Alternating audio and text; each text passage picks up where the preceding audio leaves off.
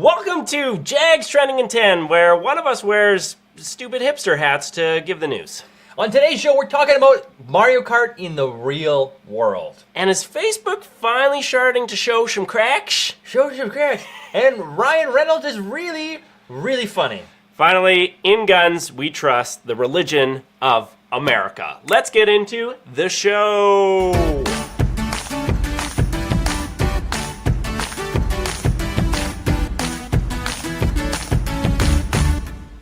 Boom, boom, that's a good intro. It is a good intro. I don't care what anyone says, that's a good intro. Yeah, I want to change it up where instead of your business here, it's like powered by Tears of Regrets. Something like that. Yeah, well, we can do that. If you're new to the show, welcome to Trending in 10, where we talk about, for roughly 10 minutes, the topics that are trending for the most part in the world. We don't get too political, but today we're going to get...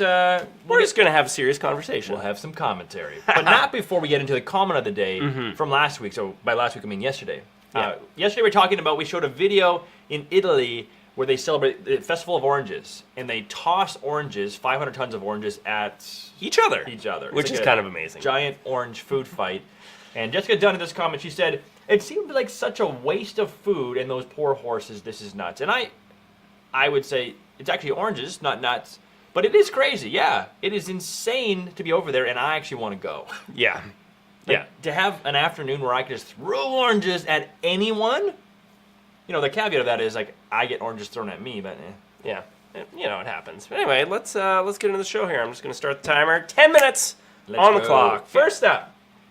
So, I don't know if you heard about Facebook, but it had a pretty rough past 2 years with the election and fake news and spam. Russia and all that sort of stuff. So, Wired did some really good investigative journalism. They spent a ton of time on this, and by a ton of time, I mean a ton of time, because it took me like 2.5 hours to read this article last night. Yeah, I put in about 30 minutes, and I got about a third of the way through it, but it's actually amazing and wild. Yeah, it documents what happened internally inside Facebook over the past 2 years in terms of what Mark Zuckerberg has been trying to build, how he had no idea that it would be used for bad, and kind of the principles of, hey, I want it to be a news platform, or not just a platform, not a news publisher, and how that doesn't actually work because it is, and the relationships within that. I think one of the wildest things about Facebook is that Facebook is not responsible for what any of its users post based on this law that came out in like the mid-90s, provided that they don't create content. Right. And so they've been, hey, we're completely neutral, but neutral can be scary and challenging too when you have so many people putting so many things, and then they have to decide whether is that real news, is that fake news, is that satire, and how do we present that to users? It's basically a giant mess. Well, I think it's interesting because I support Facebook trying to be neutral in this, and everyone pointed and saying, hey, you can't do this because people are abusing your system. But at what point do we put the responsibility on the people to understand that, oh, this is fake news, as opposed to, you know, it just being a platform for someone else to abuse? Like, Facebook can't be blamed for everything. It's like, hey, you're reading an article from a news website that does not exist because you're not news savvy and taking advantage of you. That's Facebook's fault?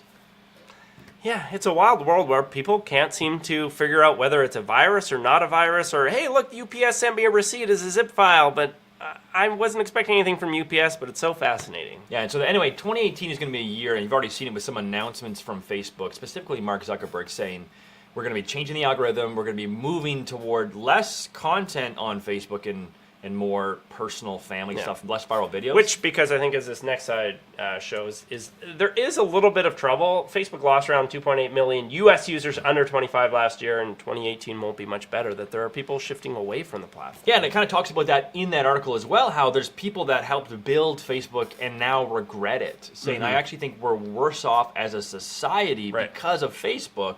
And like, that's some heavy throws that they're saying about Facebook. But I want to know from you guys, like, are you still on Facebook? Do you use it less? Are you wanting to get rid of it? Have you deleted it? There's a lot of people that have deleted the Facebook app, and a lot of them under 25 years. And there's days where I'm like, I don't want to be here, but then there's other days where I'm like, I do want to be here. Mixed emotions. Now, I just want to do the caveat though of the 2.8 million. This is U.S. stats. The users who are leaving Facebook in 2017, most of them went to Instagram, which is also Facebook. Which is also just Facebook alternate universe. Yeah, so let's just like make sure it's a thing here. We say, yeah, you're going off Facebook to another social media, so that is not changing. It's just Instagram. It's way less news on Instagram. Yeah, Instagram is more what Facebook used to be of, like, hey, this is my list. It's actually content, fake life, but you know.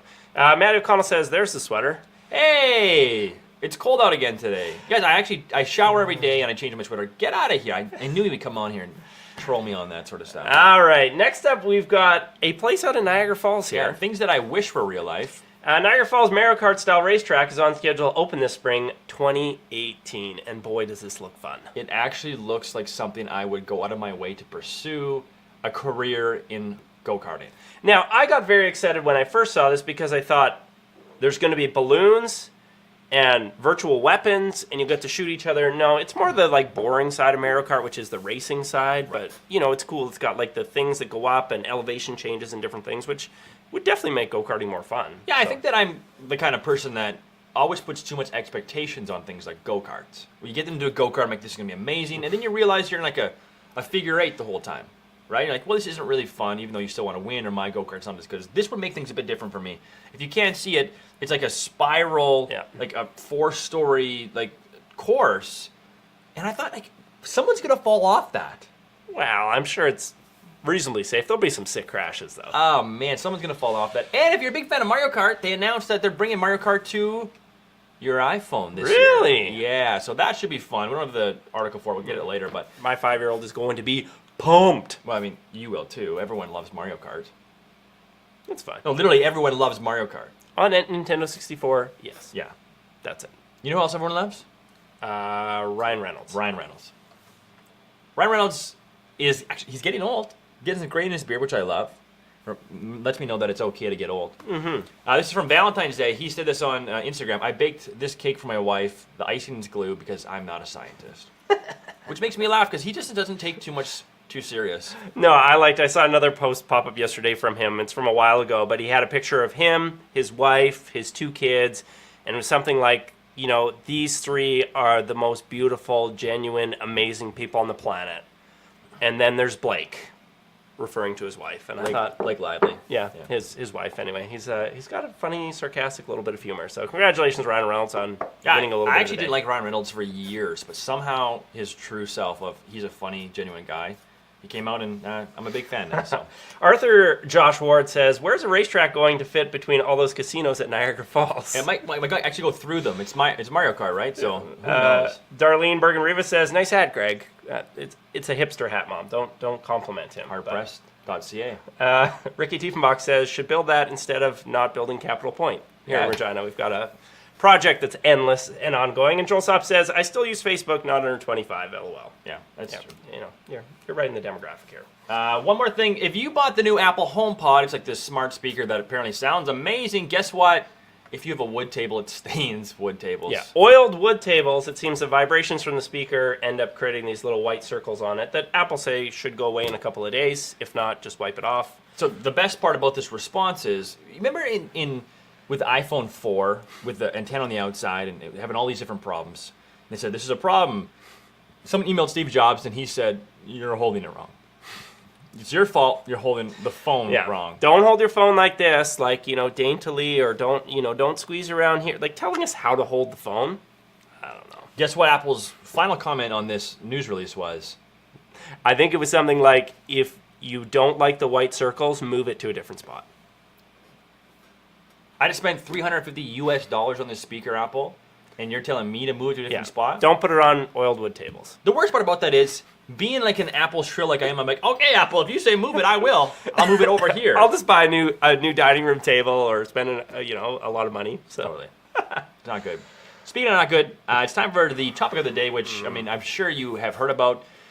Another school shooting in America. Mm-hmm. So we call this In Guns We Trust because it just feels like there's a culture down in America, if you're listening to this in America, up here in Canada, we don't really understand what that's like. We see it in the news, we see these events happen, and we're going to talk about it for the next 2 minutes. Yeah, this next slide. So far in 2018, there have been 30 mass shootings in the States. Mass shooting is anything where 4 or more people are shot, in the same vicinity. And last year there were 346 in the U.S. Yeah, there's about a mass shooting a day in the States. And at this point, most people are becoming numb to it. Another day, another mass shooting, another cycle of, I'm sorry, here's my prayers. We're going to try and change this. We're not actually going to change this. And the cycle will continue. And this was not the same. The New York Daily News on Twitter today was taking the quotes from all the people that voted for, decreased gun control and saying, hey, here's what you voted for, here's what you voted for, that you're responsible for this. So don't say that. Here's our prayers and our thoughts and condolences. prayers Do something when to change it. you're supporting gun violence. Now, there's many people who, they have the idea of, it's not guns that kill people, it's people that kill people. But, all the data and all the stats say when you reduce the amount of guns, mass shootings go down. Yeah, and most countries outside of America, it's in their constitution, can see that. But what people don't realize about this situation is it's kind of like a religion, right? If you have someone that is a big person of faith in your life and you ask them to stop believing in their religion, they can't do that overnight because they see the world actually quite differently than you do. And without some event in their life to kind of challenge those things, they're not going to change. And so you're asking Americans that that love their guns to say, hey, quit your religion.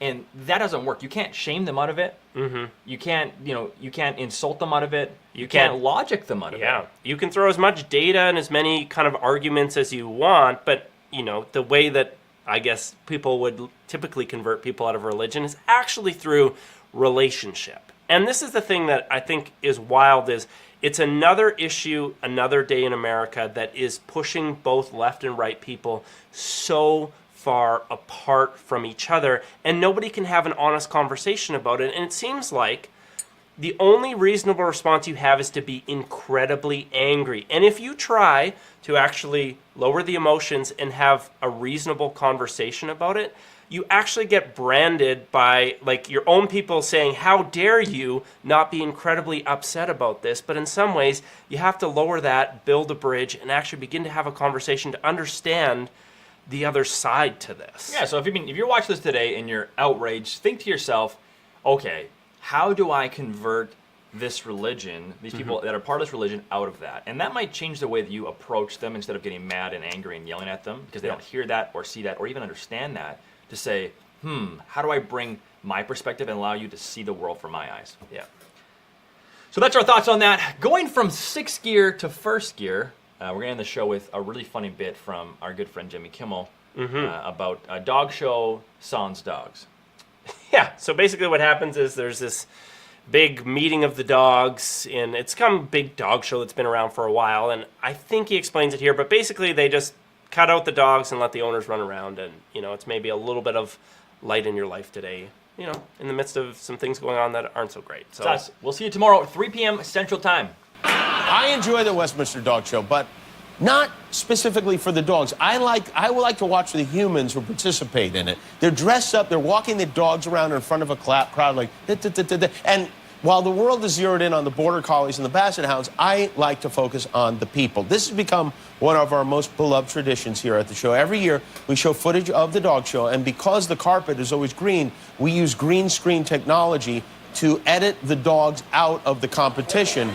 And I don't know why this is funny, but it is.